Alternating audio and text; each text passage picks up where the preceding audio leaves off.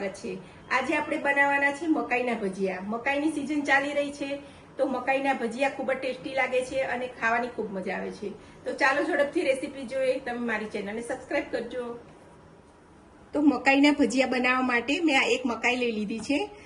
આ ચણાનો લોટ છે, મીઠું છે, મરી છે, આદુ મરચાં ક્રશ કરી લીધા છે, ઝીણા મરચાં મોળા કાપી લીધા છે અને આ ઈનો છે અને પાણી। તો હવે આપણે રેસીપી સ્ટાર્ટ કરીએ।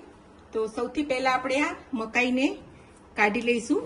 દાણા બધા તમારી પાસે જો કટર હોય તો કટરથી કાઢી શકો છો, નહીતર આ રીતે પટ્ટી ચપ્પુ હોય તો એનાથી આ રીતે સહેલાઈથી નીકળી જાય છે। તો આપણા મકાઈના દાણા નીકળી ગયા છે। તો હવે આપણે એને ચોપરમાં લઈ લઈશું અને ચોપરમાં એને ક્રશ કરી લેવાના છે। તો આપણે મકાઈના દાણા અધકચરા ચોપ થઈ ગયા છે અને અધકચરા જ આપણે રાખવાના છે। અને આ ચણાનો લોટ મેં 1 કપ લીધો છે। તમે બંનેનું સરખું પ્રમાણ પણ લઈ શકો છો અને લોટ કરતાં થોડું ઓછું હોય તો પણ ચાલે છે। તો આપણે 1 કપ ચણાનો લોટ લીધો છે અને આપણે 1 કપ જેટલી આપણી મકાઈ છે। તમે આની અંદર બીજા વેજીટેબલ કેપ્સિકમ કે ગાજર કે એવું પણ તમારે એડ કરવું હોય તો તમે કરી શકો છો। અને આ મેં ઝીણા મરચાં કાપી લીધા છે તો એ પણ આપણે એડ કરી દઈશું। આ આદુ મરચાંની પેસ્ટ કરી લીધી છે એ પણ આપણે એમાં નાખી દઈશું।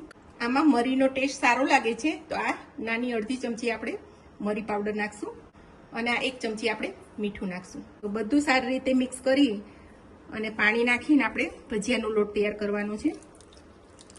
તો આમાં થોડું પાણી નાખી આપણે બહુ ઢીલું નથી કરવાનો અને આને હાથેથી એકદમ આપણે એક જ બાજુ ફીણવાનું છે। જેટલું ફીણાઈને લોટ થશે હલકો એટલા ભજીયા આપણા સારા બનશે। તો એને 5 મિનિટ જેવું આપણે ફીણી લઈશું। તો 5 મિનિટ આપણે લોટને રેસ્ટ આપી દીધો હતો અને હવે આ થોડોક ચપટી એવો આપણે ઈનો એડ કરવાનો છે। તમારે ખાવાનો સોડા આવે છે એ પણ તમે એડ કરી શકો છો અને એની ઉપર આપણે થોડું પાણી નાખીશું એક્ટિવ કરવા માટે અને સરસ રીતે આપણે ફીણી લેશું। તો આપણું બેટર એકદમ સરસ તૈયાર થઈ ગયું છે। હવે આપણે એના ભજીયા તૈયાર કરી લઈશું। તો આપણું તેલ ગરમ થઈ ગયું છે તો હવે આપણે એમાં ભજીયા પાડશું। તો પાડતી વખતે પહેલા ફાસ્ટ જ રાખવાનો ગેસ અને પછી આપણે ધીમો કરી દઈશું। તો એકવાર આપણે ભજીયા પાડી દઈએ બધા પછી ધીમો ગેસ કરી દેવાનો અને ઉલટ પુલટ કરી અને મીડિયમ ગેસ ઉપર આપણે એને તળી લેવાના છે। તો આને તળાતા 3 મિનિટ જેવું લાગે છે। 3 થી 4 મિનિટની અંદર આપણા ભજીયા તૈયાર થઈ જાય છે।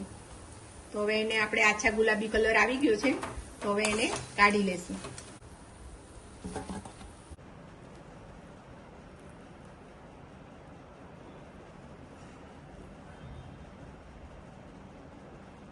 તો એકદમ સોફ્ટ અને ટેસ્ટી આપણા મકાઈના ભજીયા બન્યા છે।